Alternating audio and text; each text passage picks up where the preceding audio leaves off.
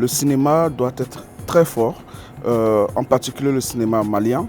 Je crois que les réalisateurs et acteurs du cinéma doivent se pencher sur la question comment réaliser, produire des œuvres qui prônent en fait la culture de la paix et de la cohésion sociale entre les peuples, entre les communautés.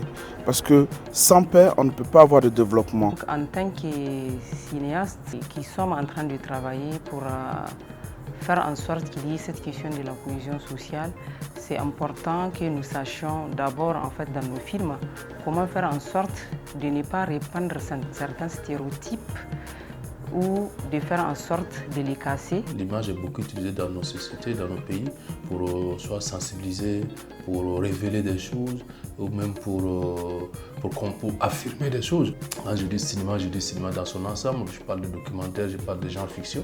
Donc bien sûr que le cinéaste a conscience qu'il a dans ses mains un outil et qui peut être très utile, qui peut être aussi un outil qu'on peut utiliser à bon escient dans la recherche de cohésion sociale et de vivre ensemble.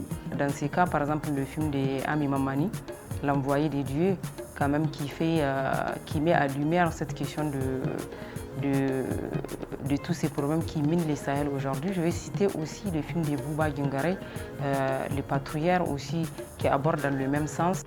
Les artistes justement de ces trois pays puissent trouver une convergence parce qu'on a les mêmes peuples, on a les mêmes problèmes, donc on peut mutualiser nos efforts pour des créations communes qui peuvent justement aller dans le sens de la cohésion sociale pour rassembler nos populations, justement parce que si c'est un projet de 2 ou 3 pays, ça rassemble plus que si c'est un seul projet d'un pays.